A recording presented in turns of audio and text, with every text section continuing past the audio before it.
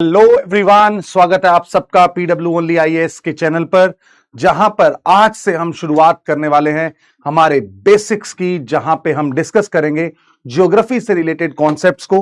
और आगे आने वाले दिनों में we are going to complete the basics of physical geography as well as the Indian geography, जहां से आपका बेस तैयार होगा ताकि हम इस फाउंडेशन के साथ जब एडवांस लेवल पर तैयारी करेंगे तो बहुत अच्छे से आपके कॉन्सेप्ट्स क्लियर होंगे और उसके साथ साथ आप आंसर्स भी लिख पाएंगे।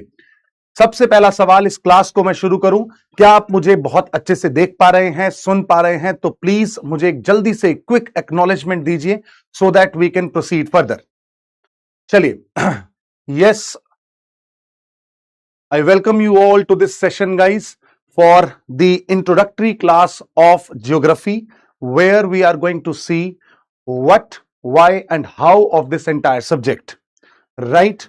Good evening, good evening, good evening all of you.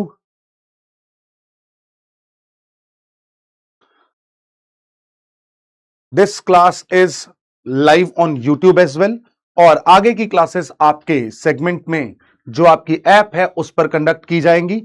और जो भी आपके डाउट्स होंगे, I will take your doubts as well in this class also. Right, बहुत अच्छे, thank you so much, clear, great, thank you so much for your acknowledgement guys. चलिए, तो सबसे पहले आज की क्लास के अंदर हम ये डिस्कस करते हैं कि हमने पढ़ना क्या है and how we are going to proceed with this subject.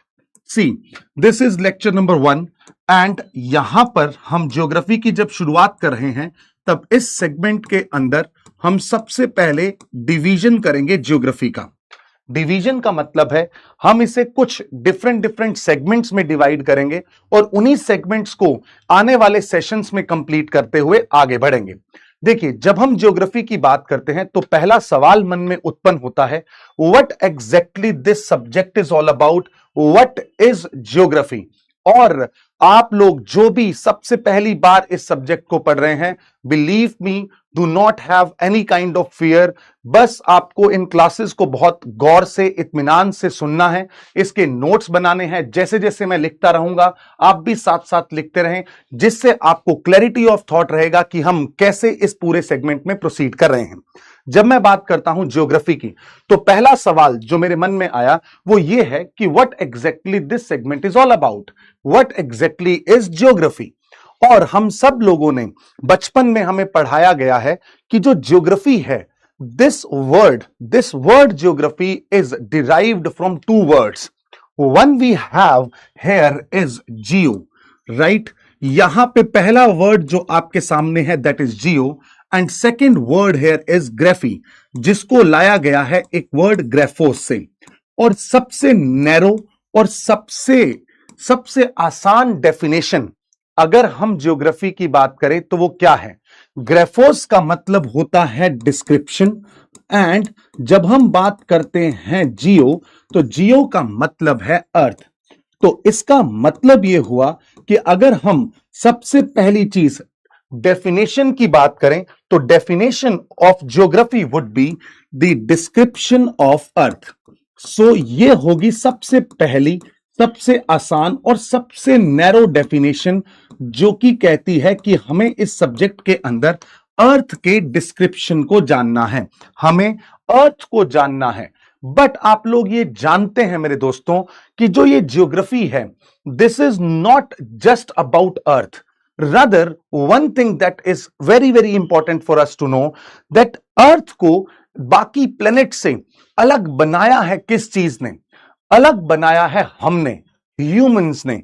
We are having very very integrating relationship with this earth. अब इसमें क्या है, आप देखिए, आप जानते हैं लाइफ की पॉसिबिलिटी इस अर्थ के ऊपर है, बाकी प्लैनेट्स पर लाइफ की पॉसिबिलिटी नहीं है। और इस वजह से जो भी घटनाएं या जो भी एक्टिविटीज हम लोग ह्यूमंस इस अर्थ पे कर रहे हैं वो भी इस डिस्क्रिप्शन का भाग होगा। इसीलिए एक बहुत ही फेमस सा कोट है जिससे मैं ज्योग्राफी की डेफिनेशन की शुरुआत करना चाहूंगा, that was given by father of geography Eratosthenes.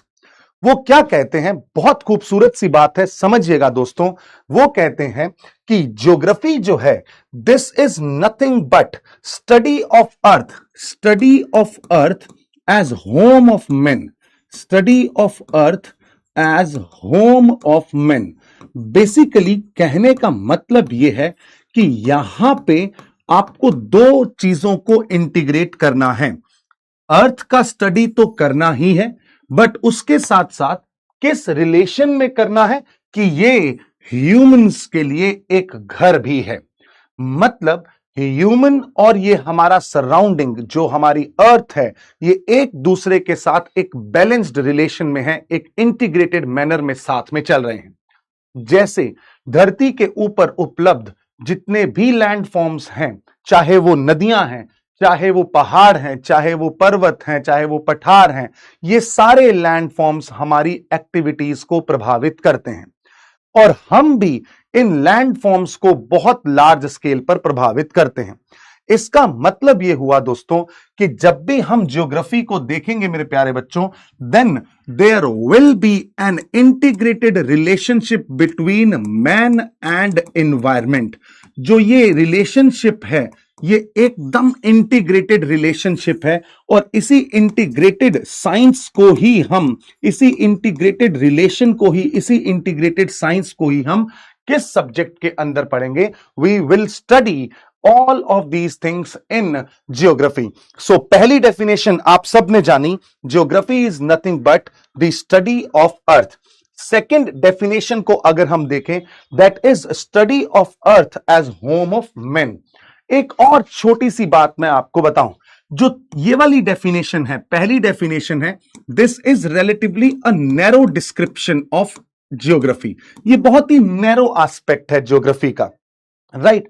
दूसरा जो बात मैं लिख रहा हूं, that will definitely cater your entire curiosity. How? जैसे कि मैं अगर कहूं कि ज्योग्राफी के अंदर व्हाट वी डू इज, हम इस सब्जेक्ट के अंदर क्या पढ़ रहे हैं, let's see, this is study of what, where, why and how, right. So यहां पे सबसे इंपॉर्टेंट चीज है, this is the study of what is, where, how and why. आइए इस डेफिनेशन को थोड़ा सा डिटेल में डिस्कस करते हैं। मतलब यह है, जैसा कि किसी ने लिखा, study of the relationship between human and earth. Yes, क्या मैं कह सकता हूं, आप सब लोग मुझे कमेंट सेक्शन में जवाब दीजिएगा, क्या मैं कह सकता हूं geography is the integrating science between balanced relationship of man and environment? Yes, right. Thirdly आप ये भी कह सकते हैं, इसको और छोटा कर दें, क्या it is nothing but the study of nature? अगर बहुत ब्रॉड डेफिनेशन हम ज्योग्राफी की बात करते हैं तो ये स्टडी ऑफ नेचर होगा कि नहीं? यस, जल्दी बताइएगा।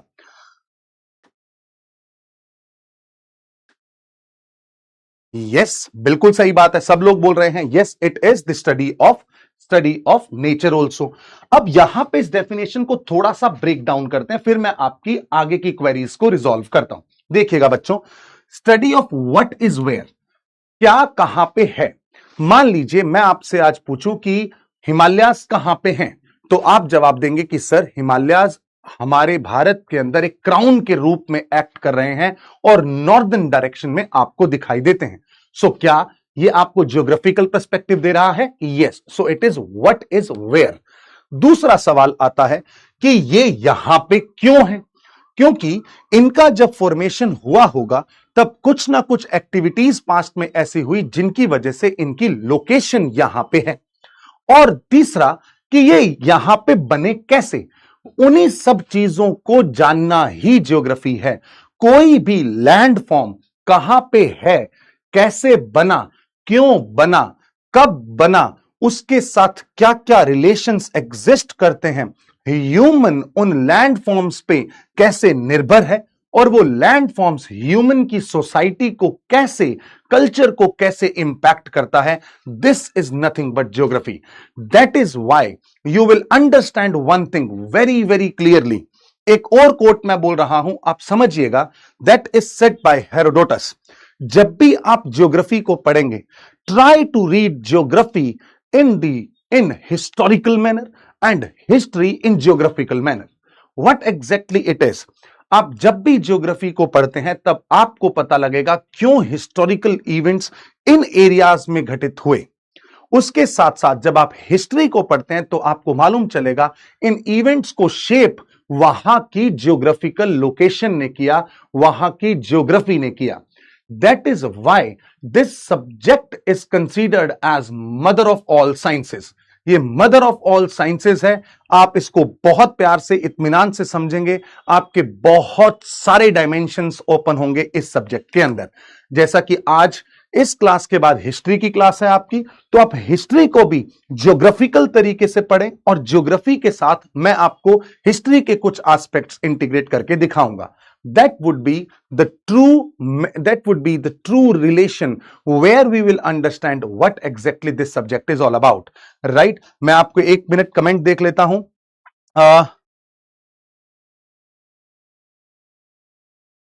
चलिए, जो $1 मिलियन क्वेश्चन है आप सब लोगों का, वो ये है कि ये जो नोट्स हैं वो कैसे बनाने हैं। मैं आपको सबसे इंपॉर्टेंट चीज आज की क्लास में ही बता देता हूं, नोट्स बनाने का कोई एक साइंटिफिक मेथड नहीं है।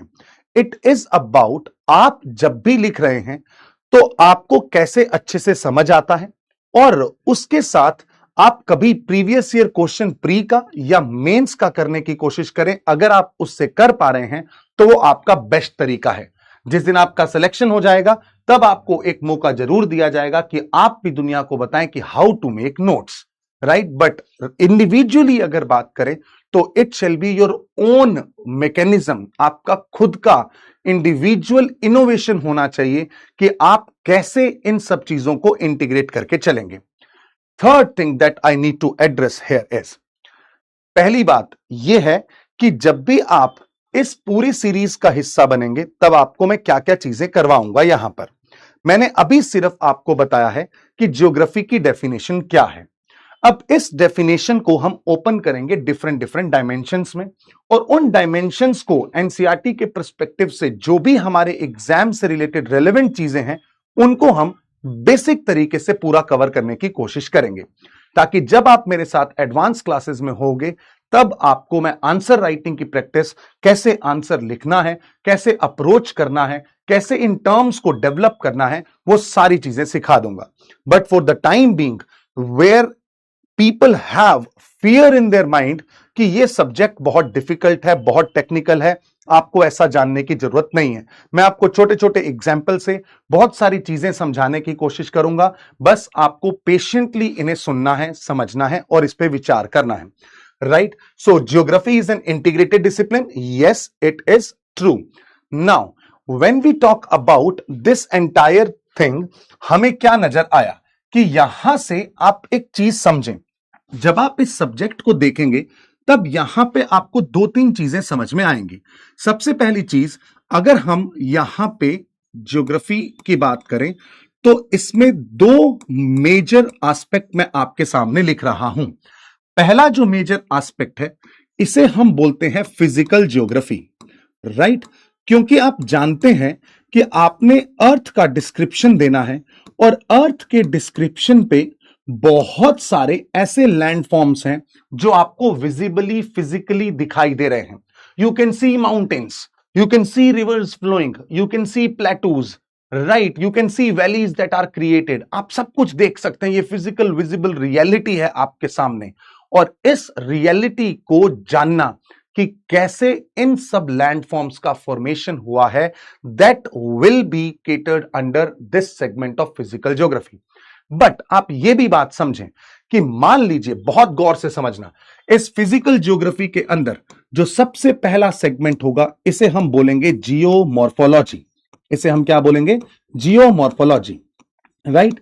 अब इससे आपको पता चलेगा कि जो ये लैंडफॉर्म्स क्रिएट हुए हैं इनका कारण क्या है, what is the reason behind it, how they are formed. That is why आप इसको लिंक करें अगर, तो आपको पता लगेगा what is where, how and why, right? So ये हमें डील करेगा उस सेगमेंट को जहां से हम फिजिकल लैंडफॉर्म्स की बात करेंगे। जैसे मैं आपको एक छोटी सी चीज बताता हूं, ध्यान से समझिएगा मेरे दोस्तों। When I am saying that let's say this is my planet earth, ये है हमारी प्लेनेट अर्थ, और इस अर्थ के ऊपर there are so many landforms that have been formed, right. ये बहुत सारे लैंडफॉर्म्स हैं जो कि यहां पे फॉर्म हुए हैं, राइट। इन सब लैंडफॉर्म्स का फॉर्मेशन कैसे हुआ, how they have been formed, formation कैसे हुआ, right, what is the procedure, right, इन सबको जानना would be catered under geomorphology. Then उसके बाद आप जानते हैं this planet earth is surrounded with the blanket of gases. ये बहुत सारी गैसेस हैं जो कि इस धरती के चारों ओर एक ब्लैंकेट के तरीके से है, और इसे हम हमारा एटमॉस्फेयर कहते हैं। और ये जो एटमॉस्फेयर है, ये एटमॉस्फेयर हमारे चारों ओर के वेदर और क्लाइमेट को डिटरमाइन करता है। सो इससे हमें जानकारी हासिल होगी कि कैसे हमारे सराउंडिंग में ये बादल बनते हैं, कब बारिशें आती हैं, कब हवाएं चलती हैं, कैसे ये सारी घटनाएं घटित हो रही हैं कि कभी थंडरस्टॉर्म आ गया और कभी मॉनसून नहीं आ पा रहा है। इन सबको डील किया जाएगा in the second segment of physical geography, that is what we call as climatology.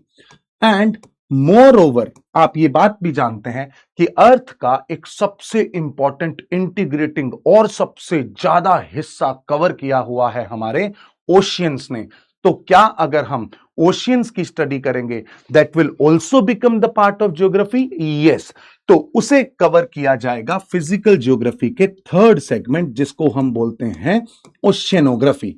But एक सबसे इंपॉर्टेंट पार्ट जो आपको समझना है मेरे दोस्तों, वो ये कहता है कि जब भी हम ये सारी चीजें पढ़ रहे हैं, क्या इन सब चीजों में ह्यूमंस का रोल इंटीग्रेटेड है? बिल्कुल, ह्यूमंस का रोल इंटीग्रेटेड है। अब जब ह्यूमंस का रोल इंटीग्रेटेड है, तो क्या हमारी वजह से इन लैंडफॉर्म्स पे कोई इंपैक्ट है? हां सर, हम माइनिंग करते हैं तो ये पहाड़ छोटे हो रहे हैं, है ना। हम माइनिंग करते हैं तो हमारे नीचे की जमीन भी खिसक सकती है, तो भूकंप आ सकता है। और उसके साथ साथ जब भी ये पहाड़, नदियां, पर्वत, पठार, ये सारी चीजें हमारी जीवन में कोई इंपैक्ट डालते हैं, जी हां सर, हमारे जीवन में भी इंपैक्ट डालते हैं। तो human is an integral component here. So इसलिए यहां पे जो सेकंड सेगमेंट होगा, that we will cover in the form of human geography, that we will study in the form of human geography, right. So ये दो segment हमें बहुत अच्छे से कवर करने हैं जहां तक हमारी ज्योग्राफी का सवाल है। अब आप बताएं कि आपको कोई डाउट है? माइनिंग करने का मतलब क्या है? माइनिंग करने का मतलब यह है बेटा कि जब आपको, जैसे मान लीजिए आपको कोई भी एक रिसोर्स चाहिए, है ना, कोई मिनरल चाहिए, लोहा चाहिए, सोना चाहिए। अब ऐसे तो है नहीं कि सोना हमारी धरती के ऊपर ऐसे ही बिखरा हुआ पड़ा है। अगर ऐसा होता तो इतना वैल्यूएबल भी ना होता। उसके लिए उसका प्रेजेंस कहां पे है? धरती के नीचे है। जहां आप सरफेस पे रह रहे हैं उसके नीचे है। उस सरफेस के नीचे वहां पे खुदाई करके वहां से इस मिनरल को निकालना इज माइनिंग। उसको हम क्या कहते हैं? माइनिंग कहते हैं, right.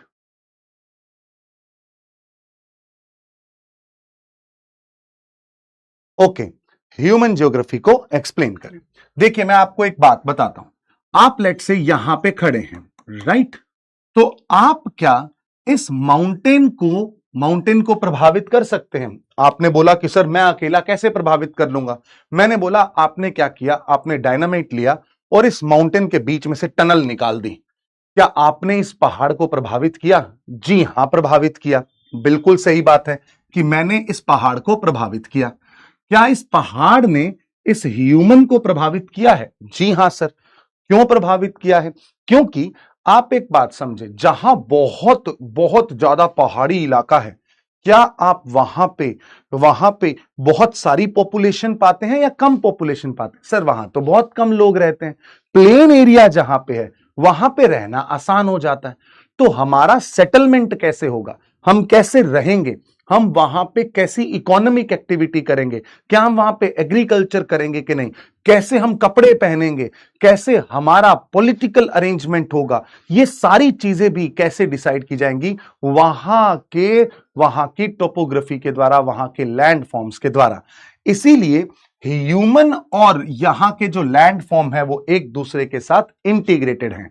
So human geography will try and study about the integrating nature of human with this planet Earth, right?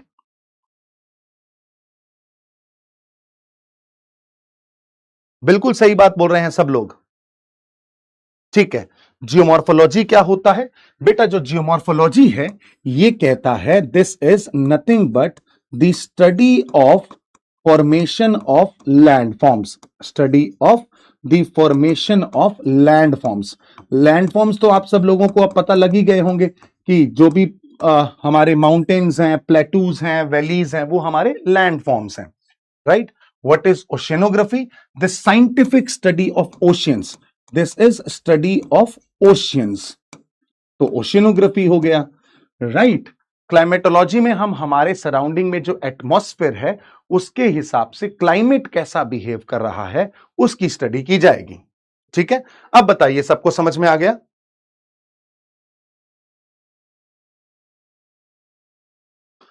Biogeography बाद में बात करेंगे बेटा।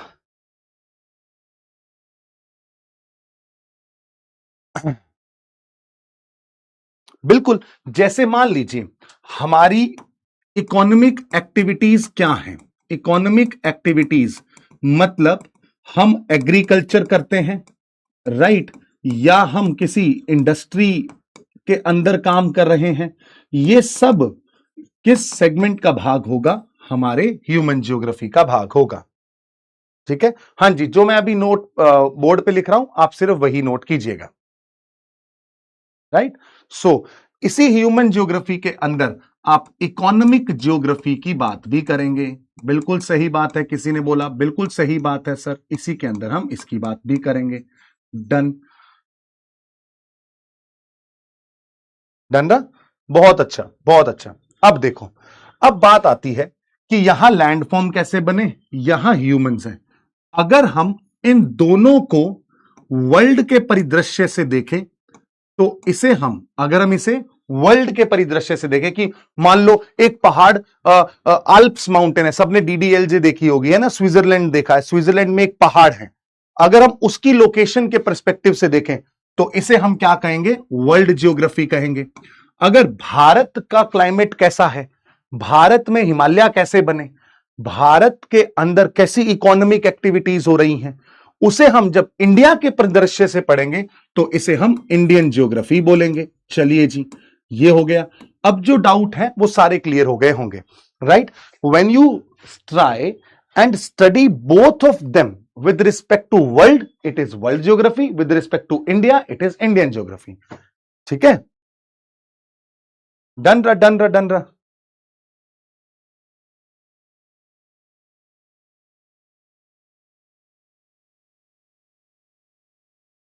अच्छा, परिदृश्य नहीं समझ में आया, पर्सपेक्टिव से पढ़ेंगे। अब आपको पर्सपेक्टिव नहीं समझ में आएगा तो शायद कल मुझे डिक्शनरी लानी पड़ेगी। If we will study both of them with respect to the world, then we will call it as world geography, and with respect to India we will call it as Indian geography. I hope now this will be clear to everyone. Everything is crystal clear. Thank you so much. Thank you so much guys. Okay, doubts में साथ साथ check कर रहा हूं बच्चा, don't worry about it, है ना। When it comes to economic geography, आप देखो इकोनॉमी क्या होता है।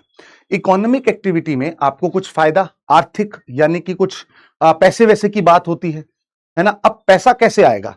मान लो मेरे घर के बाजू में एक पहाड़ था, मैंने जब उस पहाड़ के अंदर मांझी द माउंटेन मैन बन के खुदाई करनी स्टार्ट की तो मुझे वहां से मुझे बहुत सारा सिल्वर मिला, बहुत सारा लेड मिला, जिंक मिला, मतलब मुझे वहां पे क्या मिले? मिनरल्स मिले, तो मैं उससे माला माल हो जाऊंगा, है ना, पैसा ही पैसा होगा। वो वाला जो ज्योग्राफी का पार्ट है उसे हम इकोनॉमिक ज्योग्राफी कहेंगे। जिससे हम देखेंगे कि कौन सा मिनरल कहां पे है, कौन सी एक्टिविटी कहां पे की जा सकती है जिससे पैसा कमाया जाए, that would be economic geography, right.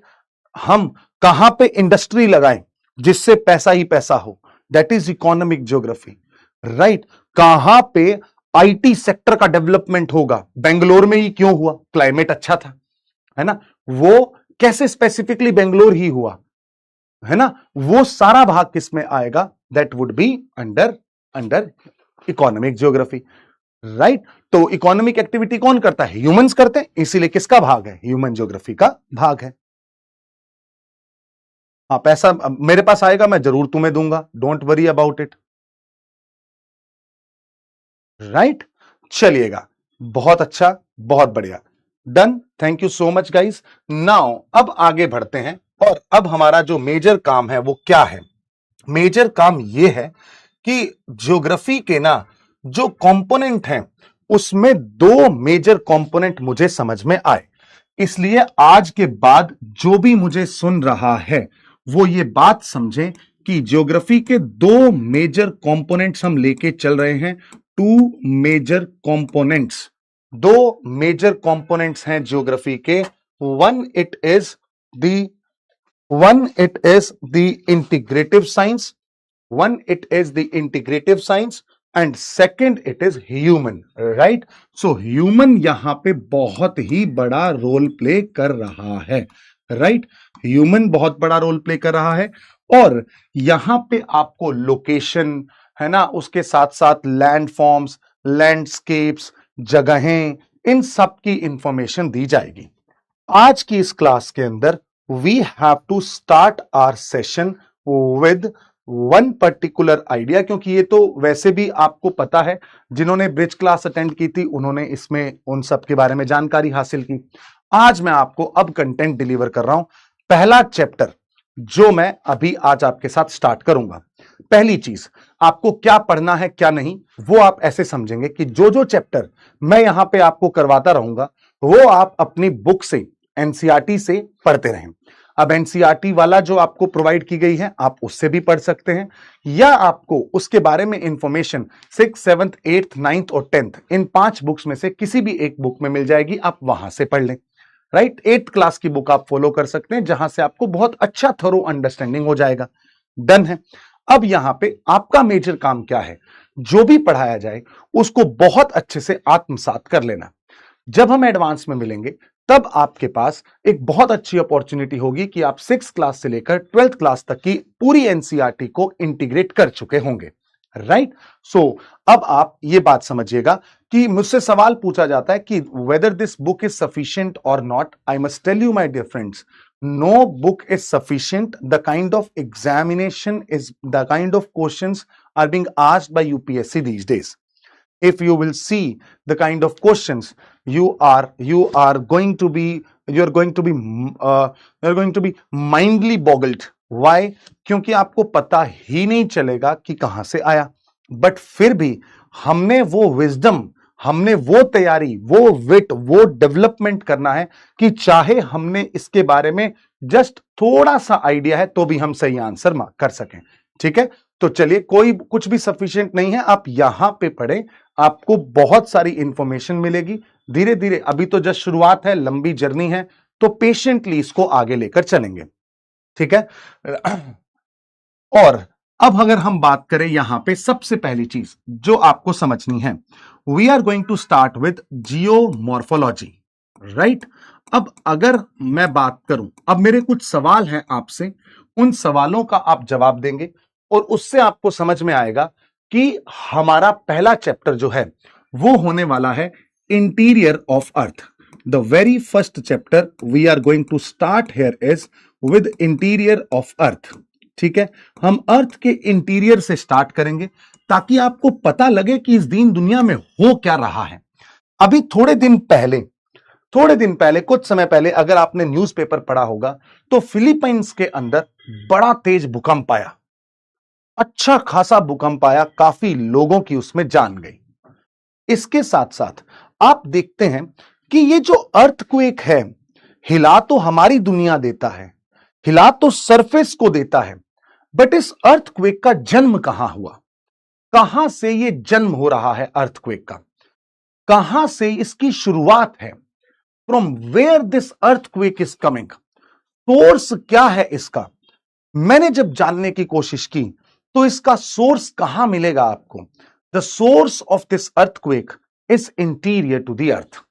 जो अर्थ है उसका इंटीरियर जो है, वहां पे कुछ ना कुछ ऐसी घटनाएं घटित हो रही हैं जिसकी वजह से आपको आपके सरफेस पर कुछ चेंजेस दिखाई दे रहे हैं। अगर मैं बात करूं, आपने आपने कभी कुछ समझिएगा इस बात को। ऑलराइट, सो अगर आपने यहां पे इन जितने भी रिसोर्सेज की बात हम कर रहे हैं, चाहे मैं आयरन की बात करूं, है ना, आप स्टील देखते हैं, स्टील बना दिया जाता है आयरन से। आप देखते हैं कि गोल्ड की माइनिंग होती है, सबने केजीएफ मूवी देखी होगी, रॉकी भाई को आप जानते होंगे, है ना, वहां से सोने की माइनिंग हो रही है। ये कौन सा रिसोर्स, कौन सा मिनरल कहां पे है, अगर मुझे इसके बारे में जानकारी हासिल करनी है तो मुझे सबसे पहले पता होना चाहिए कि मेरी अर्थ के इंटीरियर में क्या है। इंटीरियर ऑफ अर्थ में क्या है वो मुझे बताएगा कि क्यों इस धरती के ऊपर यह भूकंप आ रहा है, क्या किस समय पे कौन सा रिसोर्स कहां पे उपलब्ध हो सकता है। उन सब की जानकारी मुझे मिलती है किससे, इंटीरियर ऑफ अर्थ से।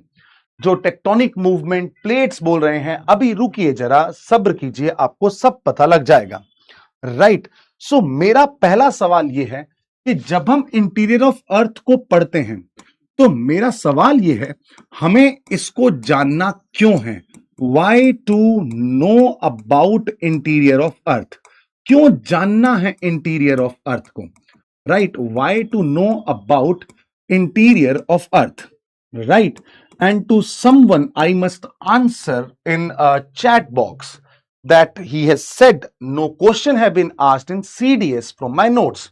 I openly challenge that person, come in front of me and take the notes of 4 years back, 4 साल पुराने मेरे नोट्स उठा लें और CDS का पेपर लेके आए, then I'll let you know कि कितना क्वेश्चन आया उसमें से। Right, so if you have the freedom to write anything does not mean you are going to write anything. Remember this, it's been so long I am teaching geography here with PW and in this ecosystem of UPSC. So you must understand one thing, I openly challenge on YouTube, bring that CDS का question paper and मैं आपको अपने 4 साल पुराने notes दूंगा, वहां से उसको मैच कीजिएगा और जितने लिखा क्वेश्चंस नहीं आए, let me know, then we'll see. Right, so to answer that, this was the idea. Then coming back to this part again, so why to know about interior of earth, why to know about interior of earth, क्यों जानना है अर्थ के interior को, यह समझिएगा। क्यों जानना है अर्थ के इंटीरियर को, यह समझिएगा। पहला कारण यह है कि अर्थ के ऊपर बहुत सारे फिनोमिना होते हैं। मैं एक वर्ड यूज कर रहा हूं, to know about earthquakes, to know about earthquakes. Right, बहुत सारे ऐसे फिनोमिना हैं जो कि मान लीजिए आप यहां पे इस सरफेस के ऊपर खड़े हैं और आपके नीचे की जमीन हिल गई, आपको यहां पे डिस्ट्रक्शन हुआ, यहां पे बहुत सारा लॉस हुआ, बट और उसके साथ साथ लॉस हुआ कहां पे, सरफेस पर हुआ, बट उसका कारण क्या है मेरे प्यारे दोस्तों, कारण रहता है अर्थ के इंटीरियर में। Reason is interior to the earth, reason is interior to the earth. Right, so एक बात आज आप अपने जहन में बसा लें कि बिल्कुल क्या कहां पे हो रहा है to study the events that are taking place. Events जो कि कहां हो रहे हैं, events that are taking place exterior to the surface, taking place on the surface. जो सरफेस पर इवेंट्स हो रहे हैं उनको अगर आप देखें तो उनका मेजर कारण कहां है, अर्थ के इंटीरियर में है। अब एक बात बताओ, क्या सिर्फ भूकंप ही आता है? आपने कभी सुना होगा कि ये अगर मेरा सरफेस है, कभी कभी इस सरफेस के बीच में से यहां पे धीरे धीरे करके, धीरे धीरे रेमना यहां से करते करते कुछ बहुत सारा मैग्मा बाहर आता है। इसको हम क्या कहते हैं मेरे प्यारे दोस्तों? इसको हम कहते हैं वोल्केनिक एक्टिविटी। इसको हम क्या कहते हैं? Volcanic activity. Volcanic activity, right. ज्वालामुखी का फटना, वोल्केनिक इरप्शन होना, ये हो तो मेरे सरफेस पे रहा है, मेरे बाजू में हुआ, सब उड़ गया, बट उसका सोर्स कहां था मेरे दोस्त? सोर्स था अर्थ के इंटीरियर में।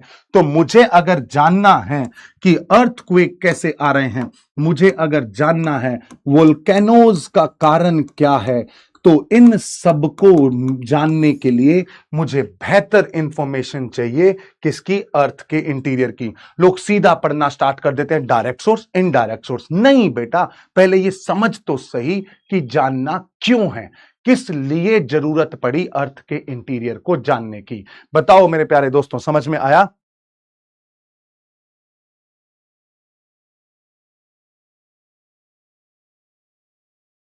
बिल्कुल सही बात है। वोल्केनो का एक्सप्लेनेशन मैं प्रोवाइड करूंगा, चैप्टर 1-2 भी मैं ही पढ़ाऊंगा, टेंशन नहीं लेने का है। बट एक है ना फ्लो है क्लास का, उसके साथ चलेंगे, ज्योग्राफी समझ में आएगी। अदरवाइज तो किताब तो आपके पास है ही, कभी भी पढ़ सकते थे। Why are you here? I am going to integrate things so that जब जिसका वक्त आएगा अपने आप आपकी चीजें संभलती रहेंगी। Great, almost everyone is able to understand this thing. बहुत बढ़िया, शानदार, ग्रेट। सेकंड, मैंने आपको बोला कि मेरे पास, मैं अमीर होना चाहता हूं, इकोनॉमिक ज्योग्राफी चाहता हूं, मुझे पता है, मुझे पता लगाना है कि कौन सा रिसोर्स कहां पे है। आज मुझे पता लग गया कि मेरी जमीन के नीचे सोना है, मैं रोज खुदाई शुरू कर दूंगा, सोना निकाल दूंगा, अमीर हो जाऊंगा। बट ये मुझे पता कैसे लगेगा? मुझे पता लगाना है, to know about the resource exploration. अगर मुझे रिसोर्स एक्सप्लोरेशन करना है तो भी मुझे किसकी आवश्यकता है? अर्थ के इंटीरियर को जानने की आवश्यकता है। मतलब कब कौन सा रिसोर्स कहां है, कब बना, कैसे बना, कहां से आएगा? ये तो नेचर ने दिया है ना मेरे दोस्त। वो नेचर ने कैसे दिया? वो अर्थ के इंटीरियर में था, वो अर्थ के इंटीरियर में था मेरे दोस्त, अर्थ के इंटीरियर में। तो अगर मुझे ये दो मेजर इंफॉर्मेशन चाहिए तो मुझे क्या करना पड़ेगा? अर्थ के इंटीरियर को जानना पड़ेगा। सो पहला सवाल तो मेरा यहां पे खत्म हो गया। जो पहला सवाल था वो ये था कि why to know about the interior of earth. अब दूसरा 7 करोड़ का सवाल ये है कि मेरे को पता चल गया कि क्यों जानना है, बट मुझे ये कौन बताएगा? कैसे पता लगेगा भाई? कैसे जानेगा? क्या इंफॉर्मेशन का सोर्स है? मुझे ये चीज जाननी है तो मुझे कोई सोर्स तो चाहिए। What would be the source of information? Source of information क्या होगी मेरी? What would be the source of information? Source of information. अब ये सोर्स ऑफ इंफॉर्मेशन क्या है? मतलब जैसे आपको किसी चीज के बारे में जानकारी हासिल करनी है तो आप उसको ढूंढेंगे कि कैसे जानकारी मिलेगी। कभी आप इंस्टाग्राम पे जाएंगे, कभी स्नैपचैट पे जाएंगे, कभी आप टेलीग्राम पे जाएंगे, है ना, ताकि आपको उस पर्टिकुलर चीज के बारे में इंफॉर्मेशन मिले। यहां पे भी अर्थ की इंफॉर्मेशन निकालनी है तो कहां से निकालोगे? कोई तो सोर्स होना चाहिए।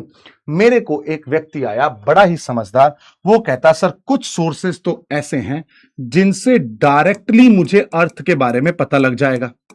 तो मैंने बोला फिर उसको क्या बोलें? कहता सर उसको बोल दो डायरेक्ट सोर्स, उसको बोल दो डायरेक्ट सोर्स। मैंने बोला ठीक है जी, जब डायरेक्टली पता लग रहा है तो उसको डायरेक्ट सोर्स बोल देते हैं। फिर बोला कि सर कुछ डायरेक्ट सोर्स से ना ज्यादा कुछ हासिल हो नहीं सकता। मैंने बोला क्यों? कहते सर अभी बताता हूं। तो हमें कुछ और सोर्सेस हैं जो कि इनडायरेक्टली मदद करेंगे। मैंने बोला ठीक है, फिर उसको इनडायरेक्ट सोर्स लिख दो। ठीक है जी, इनडायरेक्ट सोर्स लिख दिया। अब फिर मैंने अगला सवाल पूछा उनसे कि डायरेक्ट सोर्स और इनडायरेक्ट सोर्स हैं क्या आखिर, इनके बारे में कुछ क्लैरिटी दे दो। वो बोला कि सर अभी रुको, अभी लीजिए क्लैरिटी। क्लैरिटी ये कहती है कि जब हम डायरेक्ट सोर्स की बात करते हैं, जब हम डायरेक्ट सोर्स की बात करते हैं तो ये सोर्स ऐसा है जिससे हम सीधा पता कर लेंगे कि हाँ अर्थ के इंटीरियर में ये है। मान लो मैं आपको एक सिंपल सीधी इंफॉर्मेशन देता हूं, राइट? जैसे कि मान लीजिए ये है एक सरफेस और यहां पे है अर्थ का इंटीरियर, ठीक है? यहां पे आप खड़े हो, ठीक है? दो लोग खड़े हैं और आपस में वार्तालाप कर रहे हैं। इसने इससे पूछा कि भाई डायरेक्ट सोर्स क्या है, डायरेक्ट सोर्स क्या है? तो ये कहता कि बावले एक बात समझ, अगर मैं यहां से सीधा खुदाई करना स्टार्ट कर दूं, सीधा माइनिंग करना स्टार्ट कर दूं, माइन करते करते करते करते करते करते नीचे चला जाऊंगा, मुझे पता लग जाएगा डायरेक्ट सोर्स, मुझे पता लग जाएगा अर्थ के इंटीरियर में क्या है। अंदर ही तो जाना है, जाओ ना, राइट? जाओ अर्थ के अंदर, ठीक है? जब अर्थ के अंदर जाओगे तो पता लग जाएगा क्या है। तो देखो, बोले कि एक काम करो, माइनिंग कर दो, माइनिंग कर दो और ड्रिलिंग कर दो। अब सबसे पहले तो इन दोनों शब्दों को समझाता हूं कि ये माइनिंग और ड्रिलिंग क्या होते हैं, क्योंकि मेरे प्यारे बच्चे सबको ये बात नहीं मालूम है, इसलिए बेसिक से चलते हैं, right? So mining and drilling दोनों में फर्क क्या है? मान लीजिए यहां पे एक बहुत बड़ा एक खदान है, राइट? अब इस खदान में एक व्यक्ति रोज फावड़ा लेके नीचे जाता है और इसकी खुदाई कर रहा है। व्यक्ति खुद जा रहा है, व्यक्ति खुद जा रहा है, रोज जाता है, फावड़े से इसमें खुदाई करता है, फिर जाता है नीचे, फिर खुदाई करता है, फिर जाता है नीचे। इसे हम बोलते हैं माइनिंग। इसे हम क्या कहते हैं? माइनिंग। और ये जनरली उन मिनरल्स के लिए होती है जो मिनरल्स जनरली कहां पे हैं? मिनरल्स, ऐसे मिनरल्स जो कि अर्थ के डेप्थ में है, थोड़ा डेप्थ में है। उनको फाइंड आउट करने के लिए, फाइंड आउट करने के लिए हमें क्या चाहिए? खुद से जाना पड़ेगा और निकाल लाएंगे, ठीक है सर? बट एक बात बताओ, मैं कहता हूं एक चीज है जिसको हम कहते हैं ऑयल, है ना? आपने सुना होगा आजकल तो सारी कुछ चली ऑयल पे रहा है ना? श्री श्री 1008 ट्रंप ऑयल के बारे में ही तो सारी बातें कर रहे हैं। तो ऑयल को अगर निकालना है तो अब मैं एक बात बताओ, बाल्टी भर के तो नीचे से लेके आऊंगा नहीं। तो इसमें हम क्या करते हैं? एक बोरवेल क्रिएट करते हैं। ये बोरवेल क्रिएट किया और एक पाइप बहुत ही डाउन, डीप डाउन एक पाइप डाल देते हैं और इस पाइप के अंदर प्रेशर लगाते हैं ताकि हम यहां से ऑयल को क्या कर सके? बाहर निकाल सकें। इसे बोलते हैं ड्रिलिंग। सो ड्रिलिंग में आप नहीं जा रहे हो, ड्रिलिंग में तो छोटा सा आपने गड्ढा खोदा, उसके अंदर पाइप डाली, पाइप के अंदर प्रेशर से पानी डाला और नीचे से ऑयल को बाहर निकाल लिया। इसे बोला जाता है ट्रंप, इसे बोला जाता है इसे बोला जाता है ड्रिलिंग, ठीक है? इसे बोला जाता है ड्रिलिंग। अब बताइए समझ में आया?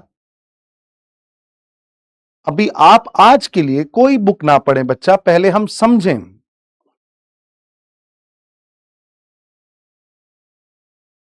कल सारी चीजें बताऊंगा आपको, बुक वगैरह, पहले आप समझने की कोशिश तो करें कि क्या है।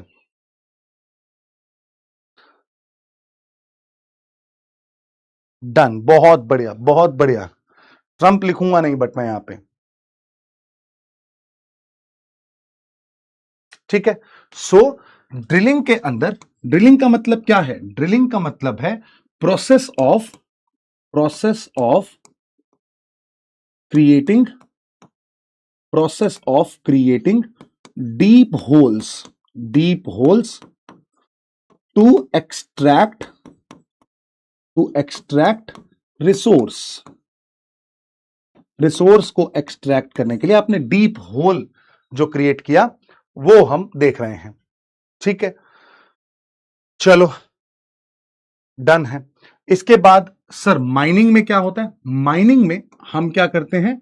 माइनिंग में हम इस पर्टिकुलर प्लेस पे क्या करते हैं? खुदाई करना स्टार्ट करते हैं, रिमूवल स्टार्ट करते हैं, अर्थ के इंटीरियर में जाते हैं। ठीक है, बिल्कुल बिल्कुल बिल्कुल, बहुत बढ़िया। पीपीटी वीपीटी नहीं पढ़ेंगे, समझाऊंगा, लिखवाऊंगा सारी चीजें।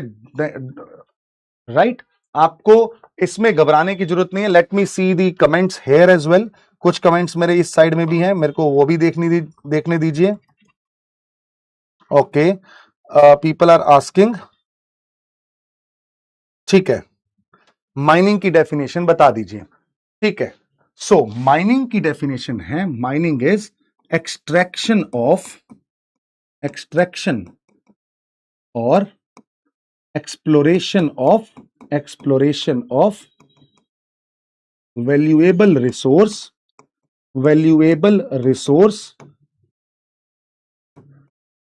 फ्रॉम अर्थ्स सब सरफेस से नहीं, सब सरफेस मतलब सरफेस के नीचे से जो हम वैल्यूएबल रिसोर्स को निकालते हैं वो आपको एक्सट्रैक्शन, वो आपको माइनिंग कहलाता है। हां, जैसे आप पानी की ड्रिलिंग कर रहे हो, बिल्कुल ठीक बात है। ठीक है, सो वैल्यूएबल रिसोर्स के अंदर कोई भी आ सकता है। बहुत बढ़िया, डन डन डन। अब एक डाउट आया है, sir in mining there will be physical presence. हां जी, बिल्कुल फिजिकल प्रेजेंस होगी। ड्रिलिंग एक्सप्लेन कर दें। बिल्कुल सही बात है। आप एक बात देखो, यहां पे मैंने इस बंदे को भेजा है, तो माइनिंग में वो बंदा खुद गया है। ड्रिलिंग में आपने क्या किया? सिर्फ एक होल कर दिया और खुद आप बाहर खड़े हो और यहां से मशीन के द्वारा ऑपरेट कर रहे हो। इसे हम ड्रिलिंग कहते हैं। ठीक है, बहुत बढ़िया। सर आज नोट्स बनाऊंगा। हाँ बेटा, जो जो मैं लिख रहा हूं वो आपको नोट्स में मिल जाएगा। अब सवाल एक ये है, मिलियन डॉलर क्वेश्चन, कि सर कहां पे ड्रिलिंग करनी है, कहां पे नहीं, ये कैसे पता चलेगा? यही तो आपको जानना है। जिस दिन आपको अर्थ के इंटीरियर का पता होगा, उस दिन क्या आपके पास इस चीज का जवाब होगा कि नहीं होगा? अब मुझे जवाब देना बेटा, जिसने भी मुझसे सवाल पूछा कि कहां करनी है कहां नहीं, ये तो बताओ। तो मैंने बोला कि एक बात बता, जिस दिन तुम्हें पता लग गया कि अर्थ के इंटीरियर में क्या है, तो आपको पता लगा यहां करना या नहीं करना। ऐसे थोड़ी है कि मैं अपने घर के नीचे माइनिंग कर रहा हूं या ड्रिलिंग कर रहा हूं, नहीं कर रहा, मुझे मालूम है वहां नहीं है कुछ। ठीक है, डन। अब आ जाओ, अब आ जाओ बेटा। कल मैं आपको नोट्स कैसे बनाने हैं, चैप्टर क्या है, कैसा, सब बताऊंगा। आज का काम है हमें समझना इन चीजों को कि बेसिक्स क्या हैं। तभी तो कल हम इन सारी चीजों को इंटीग्रेट कर पाएंगे। नोट्स बना के दूंगा। कैसी बावली बात करो, तुम्हें क्या लगता है कि मेरे को, मास्टर को नहीं पता है? मास्टर तुम्हारे लिए शॉर्ट नोट्स भी बना के लाया, और बताओ। राइट, ये देखो, ये शॉर्ट नोट्स भी बने हुए हैं। कैसे बने हैं, क्या है, सारी चीजें आपको प्रोवाइड की जाएंगी बेटा। ऐसे थोड़ी है, शॉर्ट नोट्स तक दिए हुए हैं, खुद हाथों से लिख के लाओ तुम्हारे लिए। राइट,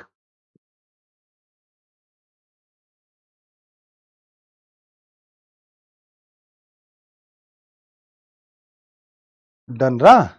अरे अब बताओ।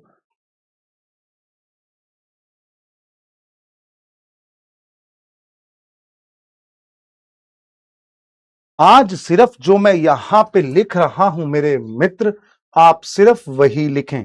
यही लिखना है जो जो मैं यहां पे लिख रहा हूं। आपने ऐसे ही लिखना है, ऐसे ही नोट्स बनाने हैं। डन रहा। चलिए, अब माइनिंग एंड ड्रिलिंग। अब देखो क्या करना चाहते हैं। आपसे मैंने पूछा, चलो वापस आ जाओ, बेसिक्स पे आते हैं, शुरू से समझते हैं। मैं कहता हूं कि ये है मेरा अर्थ का सरफेस और यहां पे खड़ा है एक व्यक्ति। ये व्यक्ति अर्थ के इंटीरियर को जानना चाहता है। ठीक है जी। इस व्यक्ति को एक व्यक्ति ने सलाह दी, सजेशन दिया कि बेटा एक काम करो, आप है ना अपना दिमाग लगाओ और माइनिंग करनी स्टार्ट कर दो।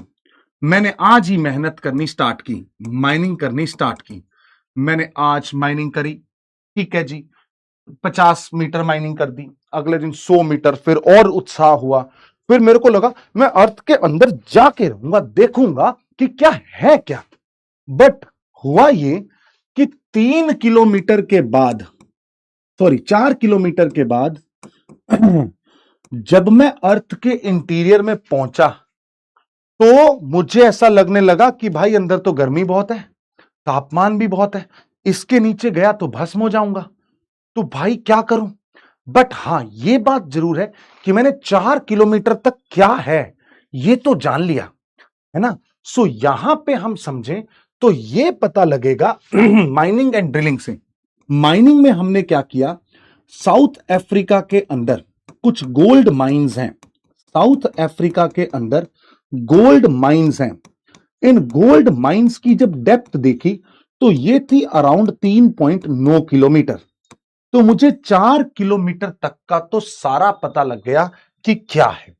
बट 4 किलोमीटर के बियॉन्ड, 4 किलोमीटर के बियॉन्ड पता लगा भाई हमसे ना हो पाएगा, हम खुद तो नहीं जा सकते। तो फिर एक व्यक्ति आया, वो कहता कि 4 किलोमीटर तक तू नहीं जा सकता, बट अगर मैं तेरे को एक सलाह दूं तो यहां पे एक बोरवेल क्रिएट कर और फिर उससे नीचे चला जा।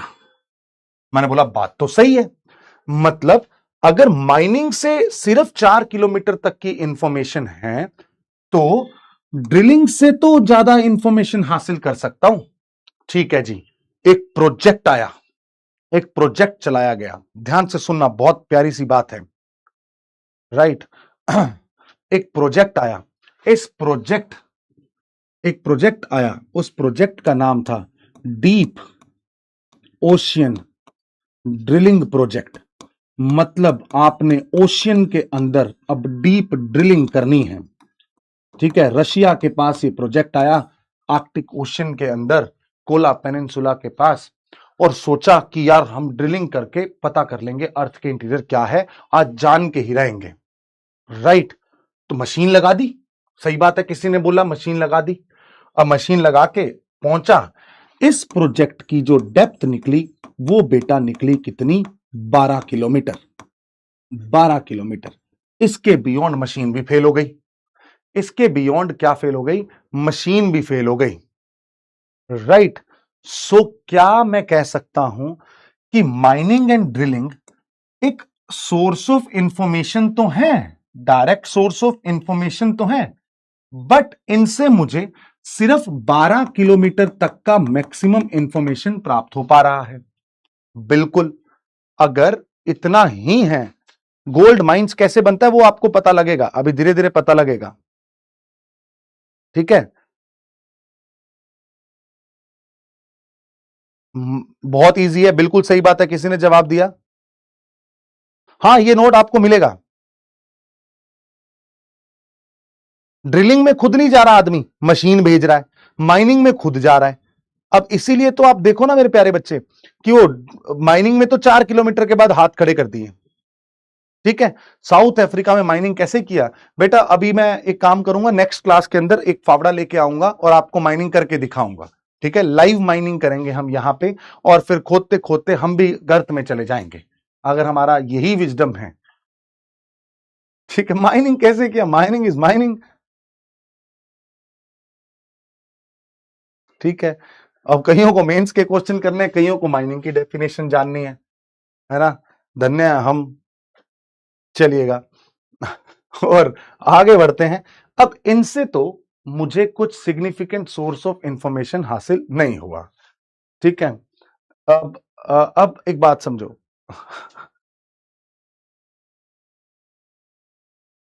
चलिएगा, इनसे तो मुझे सिर्फ 4 किलोमीटर 12 किलोमीटर तक का पता लगा। मुझे किसी ने बोला कि नहीं नहीं एक काम करते हैं, डायरेक्ट सोर्स काम के नहीं है, एक काम करो मुझे इनडायरेक्ट सोर्सेज के बारे में बताओ। मैंने बोला ठीक है, इनडायरेक्ट सोर्सेज पे आते हैं, मतलब डायरेक्ट नहीं इनडायरेक्ट सोर्सेज पे आते हैं, ठीक है सर, इनडायरेक्ट सोर्सेज पे आते हैं, ठीक है। अब एक बात बताओ, देखिए देखिए देखिए, इनडायरेक्ट सोर्सेज में आपके पास पहला इनडायरेक्ट सोर्स आया temperature and pressure. Temperature and pressure थोड़ा दिमाग वाला गेम है, मुझे भी डर लग रहा है बताते हुए, आप प्लीज कोशिश कीजिएगा इस चीज को समझिए। टेम्परेचर एंड प्रेशर क्या होता है? अभी तक सबने बोला कि देखिए दोस्तों, हमें यह पता लगा अर्थ के इंटीरियर में, अर्थ के इंटीरियर में जैसे जैसे हम जाते हैं, डेप्थ जब बढ़ती है, डेप्थ इंक्रीज होती है, तो जो टेम्परेचर है मेरे प्यारे बच्चों, टेम्परेचर ऑल्सो इंक्रीजेस। बिल्कुल सही बात है, temperature also increases, temperature increase होता है। और दूसरा, क्या मैं कह सकता हूं, आप एक दिमाग लगा के जवाब देना।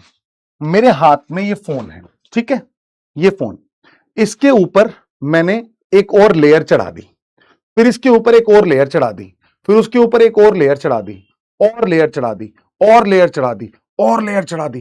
क्या इस फोन पे दबाव बढ़ता रहेगा? हां सर, ये फोन तो दब जाएगा, प्रेशर है इसके ऊपर।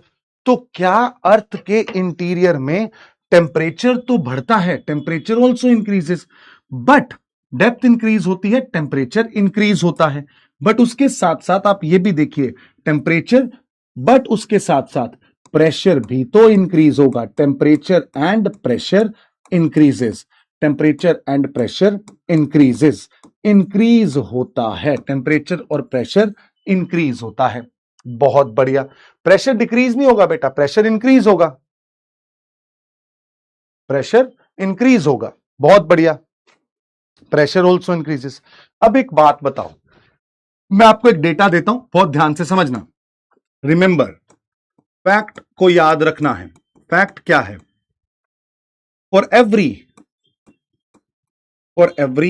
1 kilometre 30, for every 32 meter, for every 32 meters 1 degree Celsius temperature rises, right? Her 32 metre पे 1 डिग्री सेल्सियस टेम्परेचर इंक्रीज होता है। तो आप देखो, जब मैं इस अर्थ के इंटीरियर में जाता रहूंगा, जब मैं इस अर्थ के इंटीरियर में जाता रहूंगा, क्या तापमान बहुत बढ़ जाएगा? यस, टेम्परेचर बहुत ज्यादा क्या हो जाएगा? इंक्रीज हो जाएगा। ये हमें एक इंफॉर्मेशन मिली, अब इससे मैं क्या निकाल पा रहा हूं, राइट? इससे मुझे क्या समझ में आया है, उसको हमें जानना है। पहले ही बताइए, यहां तक समझ में आ गया? बिल्कुल बेटा, मैग्मा डायरेक्ट सोर्स में आएगा, मैं बताऊंगा उसको।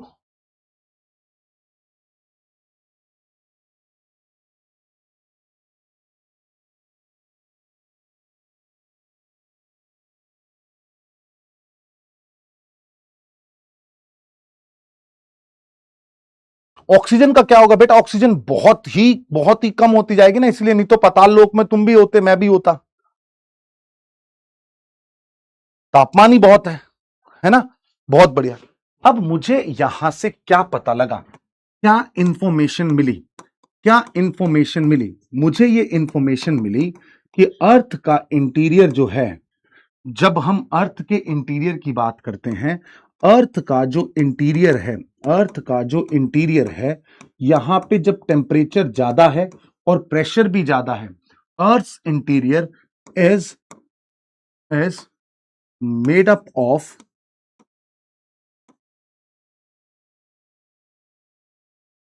Earth's interior has solid and liquid layers। मतलब ये है कि जो आज आपको खुद बताना, दिमाग में खुद बताना, अगर आज जहां पे आप खड़े हो वो सॉलिड है, नीचे जाते रहोगे, जब तापमान बढ़ेगा तो क्या ऐसी पॉसिबिलिटी है कि अर्थ के इंटीरियर में लिक्विड पोर्शन भी हो? जी हां सर, अर्थ के इंटीरियर में लिक्विड पोर्शन के होने की भी संभावनाएं आपको नजर आएंगी। तो आप इसको ये समझें इस तरीके से कि अगर ये अर्थ का ऊपर का हिस्सा सॉलिड है, अगर अर्थ के ऊपर का हिस्सा यहां पे सॉलिड है तो अर्थ के इंटीरियर में एक हिस्सा ऐसा भी होगा जो कि लिक्विड में चला जाएगा। क्यों? क्योंकि मेरे प्यारे दोस्त टेम्परेचर क्या है? बहुत ही ज्यादा है। टेम्परेचर क्या है? बहुत ही ज्यादा है। राइट? अरे बताइए, 10,000 बच्चे हैं इस क्लास के अंदर, जो 450 बोल रहे हैं उनके लिए बता रहे हैं। बहुत बढ़िया मेरे प्यारे दोस्त, सब लोग लिख रहे हैं यस, एवरीवन, ग्रेट। ठीक है बेटा, बोरवेल में तो तू कहां जाता है? बस इतना नीचे जाता है, इतना इत्तू सा। अगर तुझे लगता है बोरवेल का बात, तो मैं आपको बता देता हूं एक बात मेरे प्यारे दोस्त। अर्थ का ये जो डेप्थ है ना, ये जो डेप्थ है, बाद में हमें पता लगा कि मात्र 6,371 किलोमीटर है। और बोरवेल कहां तक जाएगा अब ये सोच लो। राइट? सिर्फ 6,371 किलोमीटर मात्र। तो इतना नीचे तो भाई कहां क्या क्या हो जाएगा, है ना? बस हो जाओगे तुम। यहां से मुझे यह पता लग गया कि टेम्परेचर एंड प्रेशर ने मुझे क्या इंफॉर्मेशन प्रोवाइड की कि सर अर्थ के इंटीरियर के अंदर तो भाई साहब क्या है? सॉलिड और लिक्विड दोनों चीजें हैं। बहुत बढ़िया, बहुत बढ़िया, क्रिस्टल क्लियर। सर और क्या इनडायरेक्ट सोर्स ऑफ इंफॉर्मेशन है? मैं कहता हूं कि एक और इनडायरेक्ट सोर्स ऑफ इंफॉर्मेशन आई, और ये इनडायरेक्ट सोर्स ऑफ इंफॉर्मेशन बहुत सारी मेरी समस्याओं को दूर कर देगी, जिसे हम बोलते हैं सिस्मिक वेव्स, जिसे हम क्या कहते हैं? Seismic waves. राइट? और भी बहुत सारी चीजें बताऊंगा थोड़ी देर में, साथ साथ पहले हम कुछ इंपॉर्टेंट चीजों को लेके चल रहे हैं। सिस्मिक वेव्स, तो पहले तो समझिएगा सिस्मिक का मतलब क्या है। सिस्मिक वेव्स का मतलब है मेरे प्यारे बच्चों, अर्थक्वेक वेव्स। क्या होती हैं? Earthquake waves. बहुत बढ़िया, अर्थक्वेक वेव्स हैं। डन रहा, अर्थक्वेक वेव्स, बहुत खूबसूरत। अर्थक्वेक वेव्स का मतलब क्या है? सर अर्थक्वेक का मतलब क्या है, पहले तो ये बता दो। पहले तो मैं डेफिनेशन लिख रहा हूं अर्थक्वेक की, ये समझना, फिर मैं आपको सारी चीजें बताऊंगा। जैसे कि मैंने बोला कि यहां पे एक ये अर्थ है, इसके ऊपर एक व्यक्ति खड़ा है। राइट?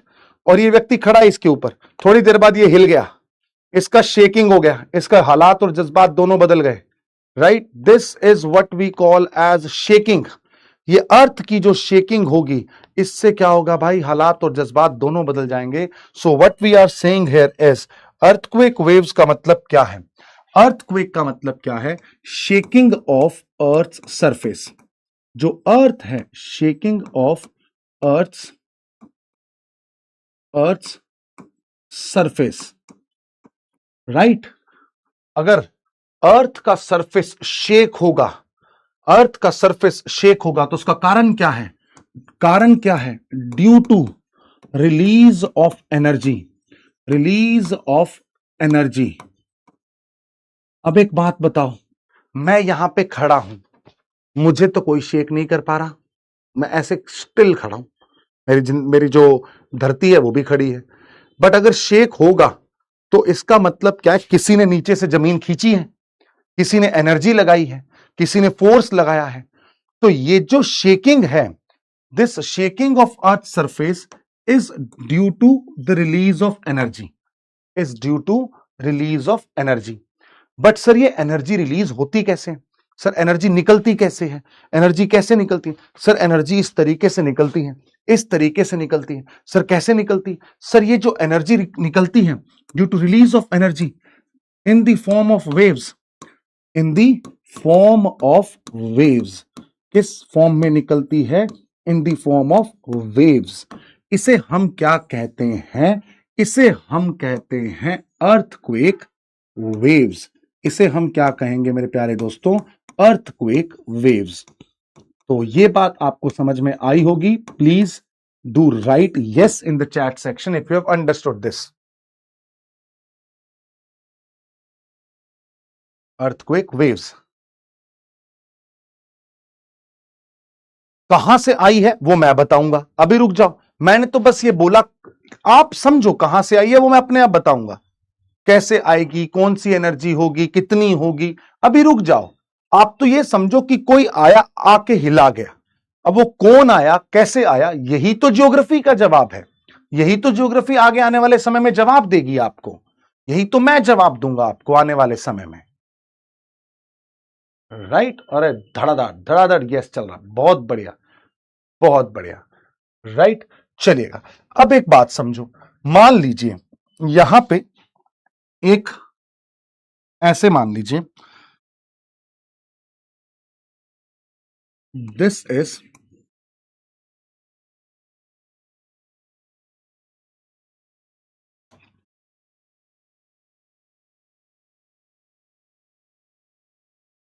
इसको ऐसे मानिए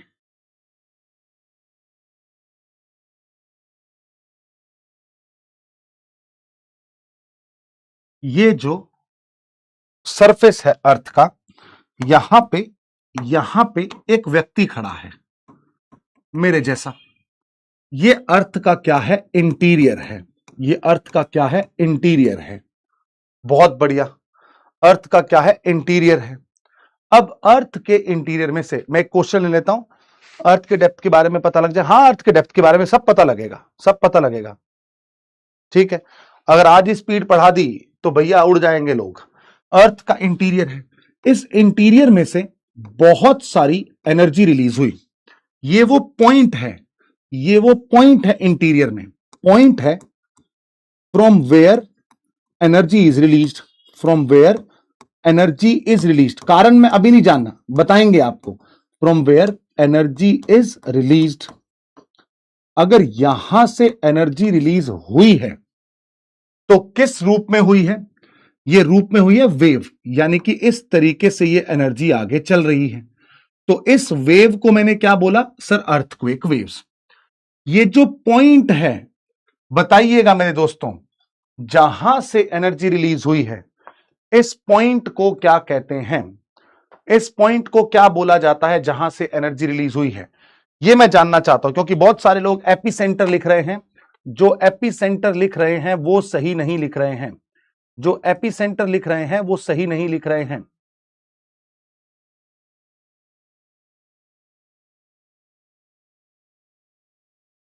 ना ना ना ना, मैं क्लास के अभी सारे आपके ही पॉइंट, सारे ही आपके पढ़ रहा हूं।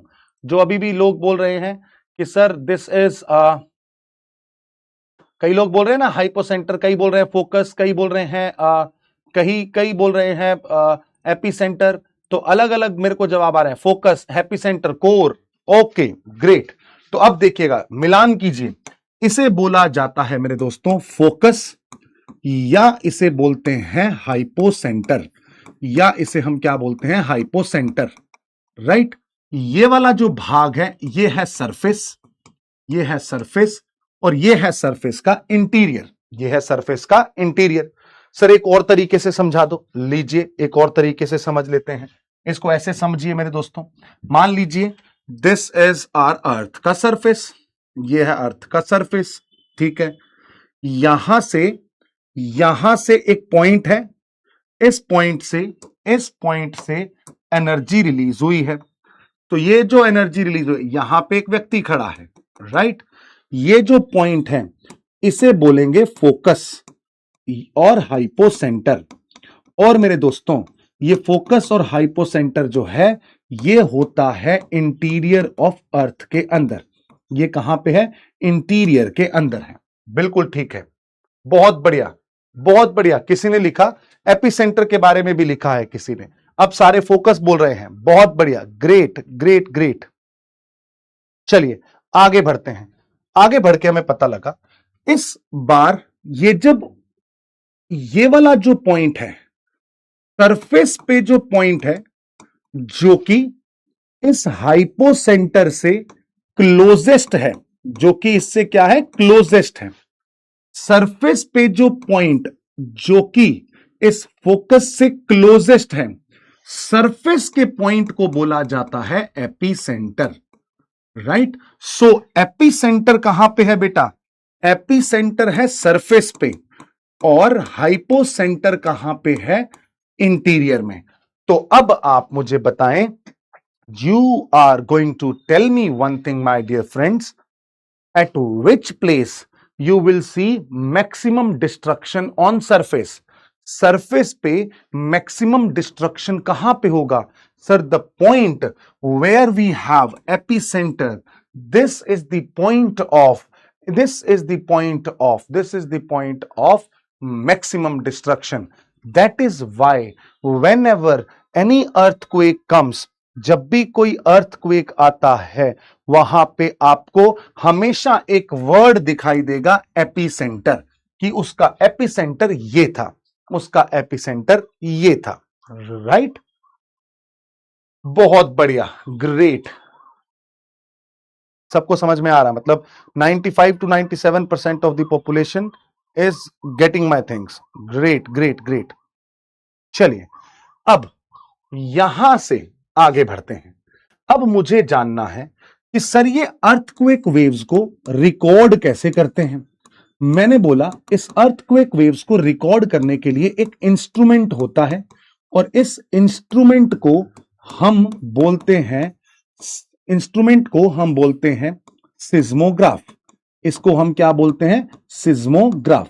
इसको हम क्या बोलते हैं मेरे प्यारे बच्चों? सिस्मोग्राफ। सर ये सिस्मोग्राफ क्या होता है? सिस्मोग्राफ क्या होता है ये भी दिखा दीजिए। Let me show you the seismograph first, wait for a while.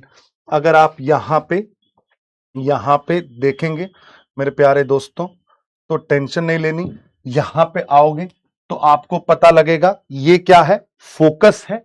Focus से बहुत सारी वेव्स निकली, यहां पे पहुंचा एपिसेंटर। अब एपिसेंटर, हाइपोसेंटर अंदर है, एपिसेंटर बाहर है। ठीक है सर, कोई दिक्कत नहीं है, कोई दिक्कत नहीं है।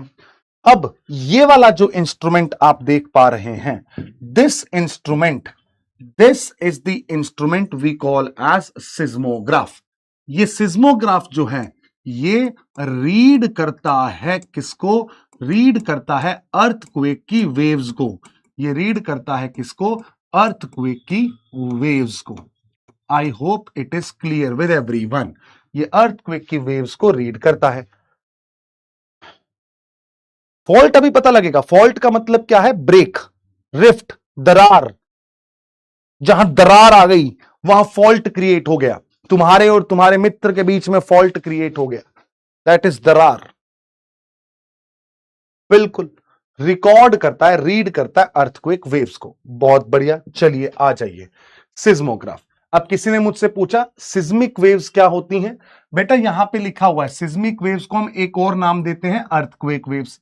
अर्थक्वेक वेव्स क्या होती है पूरा एकदम इत्मीनान से समझा दिया है। बिल्कुल डन डन है, डन है, डन है। Great great great. अब रिक्टर स्केल क्या करता है? जितनी एनर्जी को सिस्मोग्राफ ने रीड किया ना, उसको रिक्टर स्केल बता देगा, अच्छा इतना नंबर है जी, राइट। रिक्टर स्केल जितनी एनर्जी रिलीज हुई है उसका मेजरमेंट देता है। रिक्टर स्केल एनर्जी जो रिलीज हुई है उसका मेजरमेंट देता है। हाँ जी, फोकस एंड हाइपोसेंटर्स आर सेम। बिल्कुल बिल्कुल दोनों सेम है, बिल्कुल एकदम सेम है। Done done, great great great, बहुत अच्छा। अर्थ के अंदर लिक्विड है तो उसके ऊपर सॉलिड कैसे टिका हुआ है, यही तो कल हमें जानने को मिलेगा बेटा आगे के सोर्सेज में। ठीक है, ठीक है, बता दिया रिक्टर स्केल के बारे में संतोष जी मैंने आपको। मैग्नीट्यूड को बताता है कितनी एनर्जी रिलीज हुई है उसको। अब अगला भाग क्या है? अगला भाग ये है कि सर ये जो अर्थक्वेक वेव्स हैं इनको भी आगे डिवाइड किया जाता है, इनको भी आगे हम क्लासिफाई करते हैं। सर जो ये अर्थक्वेक वेव्स हैं इनका क्या क्लासिफिकेशन है? बहुत प्यार से सुनना, फिर आपको इसका सिग्निफिकेंस भी समझ में आ जाएगा क्या है। अर्थक्वेक वेव्स सर दो तरीके की होती हैं। पहला सर, पहली वेव्स जिनको हम बोलते हैं बॉडी वेव्स, और दूसरी वेव्स जिनको हम बोलते हैं सरफेस वेव्स। बॉडी वेव्स और सरफेस वेव्स। ठीक है, body waves and surface waves, body waves and surface waves. ठीक है जी। अब आप एक बात बताओ, मैं नाम से ही स्पष्ट है, जो अर्थ की बॉडी में से ट्रेवल कर रही होगी बॉडी वेव, अर्थ के सरफेस पे ट्रेवल कर रही होगी सरफेस वेव। बहुत बढ़िया, बहुत बढ़िया, बहुत ही बढ़िया। चलिए आ जाइए। मतलब these waves travelling interior to the earth surface,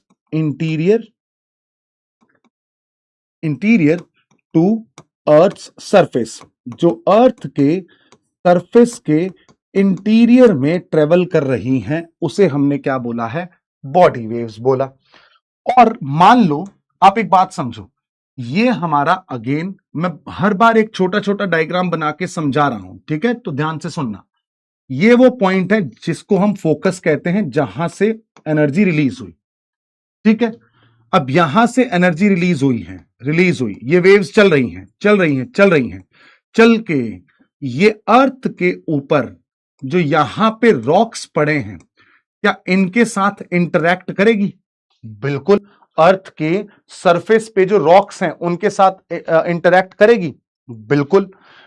अभी आपको ये नहीं जानना कि कैसे स्टार्ट होती है, वो आपको प्लेट टेक्टोनिक में पता लगेगा ना बच्चे। बड़े सारे रीजन होते हैं वेव्स के जनरेट होने के, fault, plate tectonic, plate movement, है ना, ह्यूमन इंड्यूस्ड, डैम भी होता है, माइनिंग भी होता है, बड़े सारे कारण होते हैं, मीटेराइट भी होता है, बड़े सारे कारण है। आगे चल के देखेंगे, सब्र करके चलते हैं हम, है ना। सो सिस्मिक वेव्स, हाँ, that means seismic waves are of two types, बिल्कुल, seismic waves are of two types, body waves and surface waves. Body waves are travelling interior to earth surface, और सिस्मिक सरफेस वेव्स क्या होती हैं? Waves generated after interacting with the surface rocks, जो surface की rocks हैं उनके साथ interact करने के बाद जो वेव्स जनरेट होंगी उन्हें हम सरफेस वेव्स कहेंगे। अब मेरा सवाल तुम लोगों से यह है कि हमने जानना है अर्थ के इंटीरियर को, जब ये अर्थ के इंटीरियर को जानना है तो हमारे लिए कौन सी वेव्स काम की होंगी? बॉडी वेव्स या surface waves? Tell me. How it will interact with the rocks? बेटा, जब वेव्स चलेंगी तो इसके रास्ते में पत्थर आएंगे तो उसके साथ इंटरैक्ट तो करेगी ना, है ना। फोकस पॉइंट का पता कैसे चलता है? जहां पे एपी सेंटर होता है उसको नीचे ले जाओ, वो फोकस हो जाएगा। अरे बहुत बढ़िया, ऑलमोस्ट एवरीवन इज आंसरिंग, और जो आंसर दे रहे हैं वो कह रहे हैं बॉडी वेव्स, यस और नो? बिल्कुल एकदम, body waves will be responsible. Waiting for everyone, late me see the comments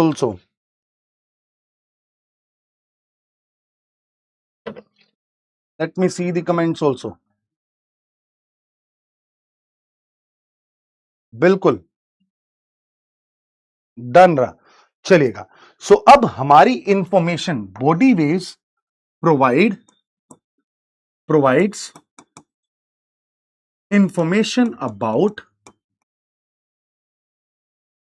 provides information about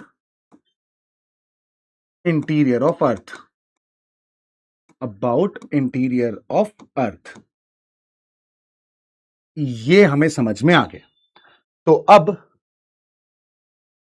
ठीक है, अब हमें अगला भाग क्या है? सर अगला भाग ये है कि जो ये बॉडी वेव्स है ना, जो ये बॉडी वेव्स हैं, इनके भी मेरे प्यारे दोस्तों दो पार्ट्स होते हैं। बॉडी वेव्स के भी दो भाग होते हैं, और इन दो पार्ट्स को हम ध्यान से समझने वाले हैं। पहला होती हैं पी वेव्स और दूसरी होती हैं एस वेव्स, और इन्हीं के माध्यम से हमें अर्थ का इंटीरियर पता लगता है। बहुत बढ़िया, अभी तक कमेंट चल रहा है, बिल्कुल सही बात है। इन्हीं के माध्यम से हमें अर्थ का इंटीरियर पता लगता है। हाँ, एवरीथिंग हैज टू पार्ट्स, ठीक है। अब देखो, पी वेव्स का जो नाम है बच्चा, इसे हम बोलते हैं प्राइमरी वेव्स, और एस वेव्स बहुत डिफिकल्ट है याद रखना इसे हम बोलते हैं सेकेंडरी वेव्स। तो पी इसलिए क्योंकि प्राइमरी है, और एस इसलिए क्योंकि सेकेंडरी है, राइट।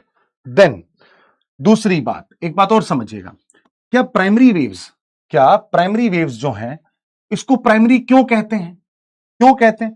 क्योंकि it is fastest and first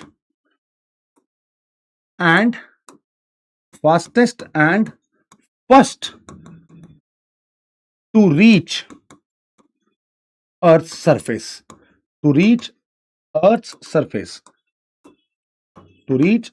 surface, earth के सरफेस पे पहुंचने वाली फास्टेस्ट और फर्स्ट वेव है। And this one is second to reach. दूसरे नंबर पे कौन पहुंचती है?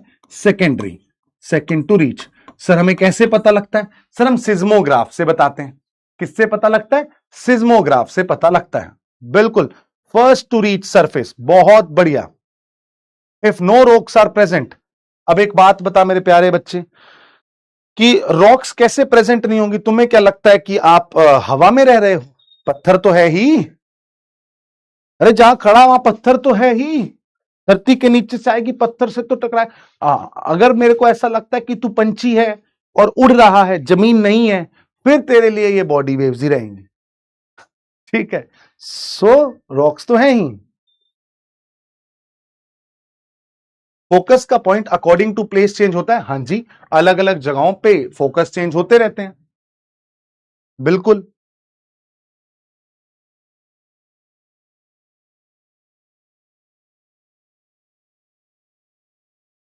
इनफ बोल रहे हैं लोग, रुक जाओ बस। चलो एक काम करते हैं, यहां तक हम रखते हैं इसको। अब मैं आगे की आपको एक स्टोरी बताता हूं कि कैसे हमने आगे बढ़ना है। सो आज की क्लास का थोड़ा रिवाइज कर लेते हैं ताकि आपको थोड़ा क्लैरिटी ऑफ थॉट रहे। आज हमने शुरुआत की थी कि व्हाट इज ज्योग्राफी, और हम जानने की कोशिश करेंगे इंटीरियर ऑफ अर्थ को। राइट, इंटीरियर ऑफ अर्थ में हमने सबसे पहले ज्योग्राफी का डेफिनेशन देखा, फिर हमने इसके दो पार्ट्स देखे। Then we have seen what is interior of earth, इसको जानना क्यों जरूरी है। जब हमने इसको जान लिया है, राइट, जब हमने इसको जान लिया है कि क्यों जानना जरूरी है, तो हमें यह भी पता होना चाहिए कि कैसे जानना है ना, कैसे जानना है। How to find the focus, बेटा सब पता लगेगा, एक बार कल तक का वेट तो करो। राइट,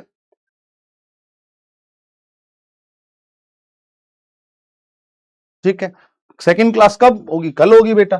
फिर सोर्स ऑफ इंफॉर्मेशन क्या होगा? सर कुछ ऐसे सोर्सेज हैं जिनको हम डायरेक्ट सोर्स ऑफ इंफॉर्मेशन कहते हैं, कुछ सोर्स ऑफ इंफॉर्मेशन ऐसे हैं जिन्हें हम इनडायरेक्ट सोर्स ऑफ इंफॉर्मेशन कहते हैं। डायरेक्ट सोर्स में हमारे पास आ गया माइनिंग एंड ड्रिलिंग। मैंने आपको डिफरेंस बताया, माइनिंग क्या होता है, ड्रिलिंग क्या होता है। बिल्कुल, फिर उसके बाद हमें हमें पता लगा कि माइनिंग में तो आदमी कूद जा रहा है, ड्रिलिंग में बोरवेल जा रहा है। बस एक छोटी सी बात है। एक डाउट आया, वो है कि what is the difference between focus and epicentre. बेटा फोकस जो होता है वो अर्थ के, ये सरफेस है, तो यहां पे खड़ा है, ठीक है, तो यहां पे खड़ा है, यहां पे जो सरफेस पे जो पॉइंट होगा वो एपिसेंटर है, और इससे अंदर इंटीरियर में जो है वो फोकस है। तो फोकस हमेशा इंटीरियर में होता है, एपिसेंटर हमेशा सरफेस पे होता है। बहुत बढ़िया, ठीक है। किसी ने बोला एपिसेंटर रिपीट कर दें, तो मैंने एपिसेंटर रिपीट कर दिया है,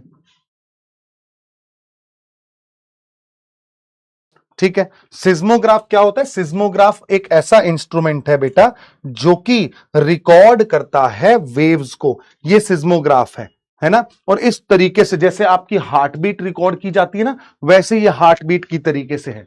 बस हमें ये याद रखना है कि हमारी ऐसी ही हो, अगर इस लाइन में ही रह गई तो कार्यक्रम तय हो जाएगा, है ना। तो ये हार्ट बीट जैसा ये जो इंस्ट्रूमेंट है, इसे हम सिज्मोग्राफ कहते हैं, ठीक है। उसके बाद एक छोटा सा मैं आपको कोशिश करता हूं कि एक वीडियो भी दिखा पाऊं। Just give me a moment, अगर I have that, just a moment. नहीं, ये रहा, आप देखिएगा, इसको थोड़ा सा देखो, आपको थोड़ा और अच्छा लगेगा।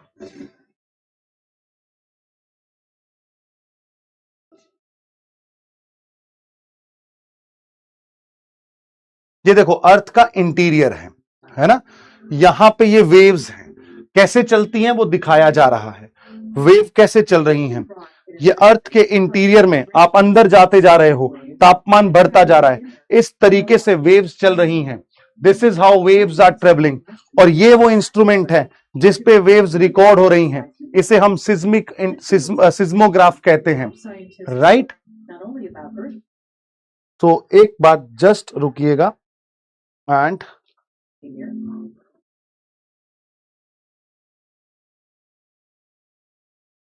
जस्ट एक मिनट, मैं इसकी आवाज एक बार बंद करके खुद समझाऊं आपको सबको कि क्या है, आप इससे और बेहतर समझ पाएंगे। देखिएगा, ये सिस्मोग्राफ है। इस सिस्मोग्राफ पे बहुत सारी चीजें रिकॉर्ड होंगी। ये रिकॉर्ड कैसे हो रही हैं आपको पता है, जैसे वेव आएगी ये इस तरीके से रिकॉर्ड कर देगा, राइट। आई होप अब आपको क्लियर हो गया होगा। और वेव्स कहां से चल रही, देखो ये वेव्स चल रही हैं अर्थ के इंटीरियर में चल रही हैं, ये अर्थ के इंटीरियर में चल रही हैं। और इन वेव्स को हम क्या कहते हैं सर, बॉडी वेव्स कहते हैं। अर्थ के बॉडी में चल रही हैं, इंटीरियर में चल रही हैं, राइट। इसके बाद जैसे पी वेव मैंने बोला, ये किस तरीके से चलती है, देखो अलग अलग तरीके से ये वेव्स चल रही हैं। ये इस तरीके से धक्का मारते हुए आगे बढ़ रही है, और थोड़ी देर बाद अगर आप देखोगे तो कुछ और तरीके की वेव्स आपको दिखाई देंगी। देखो कैसे धक्का मारते हुए आगे चल रही है एक दूसरे को। देन उसके बाद देखो, ये देखो इस तरीके से चल रही हैं। These R S waves. तो अलग अलग तरीके का इनका मोशन है और अलग अलग इनकी क्या है, कैरेक्टरिस्टिक्स हैं। इस वजह से आपको ये पूरा का पूरा जो इंटीरियर ऑफ अर्थ है इससे मालूम चलेगा, राइट।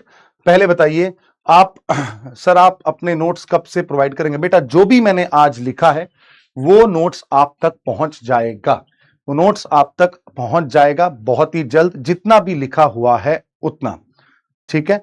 हाँ, लॉन्गिट्यूडिनल है, ट्रांसवर्स है, वो कल हम बात करेंगे। अच्छा, सिस्मोग्राफ और रिक्टर। सिस्मोग्राफ तो बेटा इस वेव को सिर्फ रीड करता है, सिस्मोग्राफ सिर्फ रीड करता है। रिक्टर जो है मेरे प्यारे बच्चे, वो इस एनर्जी को बताता है कि कितनी एनर्जी है, 5 है, 6 है, 7 है, 8 है, 9 है, 10 है, इस तरीके से। लॉगरिथमिक स्केल होता है वो हम बाद में बात कर लेंगे, बट आपको ये समझना है कि एनर्जी का अमाउंट कितना है, मेजरमेंट, मैग्नीट्यूड कितना है, वो रिक्टर बताता है। ये तो सिर्फ रिकॉर्ड कर देगा। अच्छा आ गई ये waves, okay great, done dusted. जब अर्थक्वेक आते हैं तब कहां होता है सिस्मोग्राफ? बेटा तब सिस्मोग्राफ रिकॉर्ड कर रहा होता है। कहां होता है बेटा?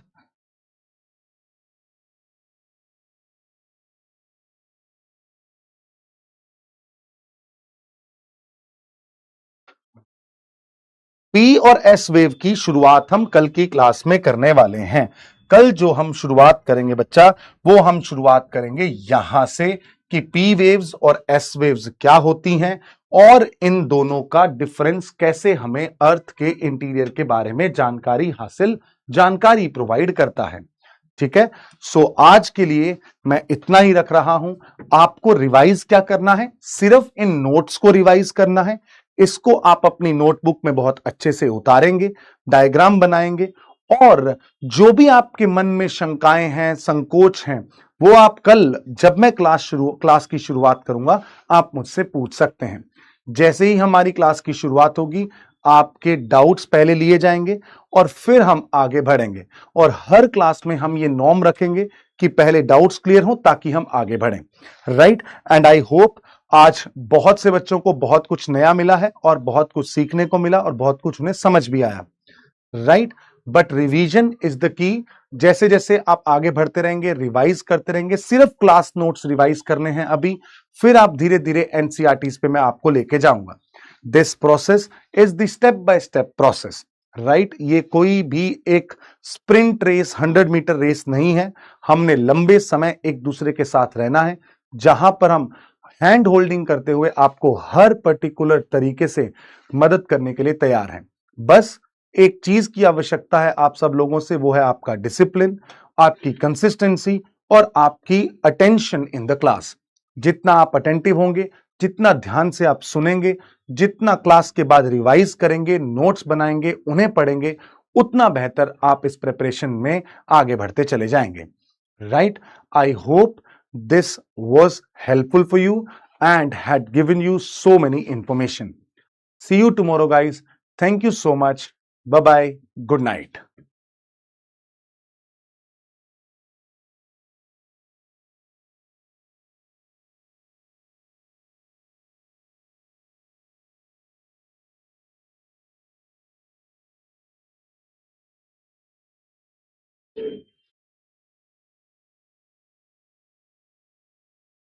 बोलो।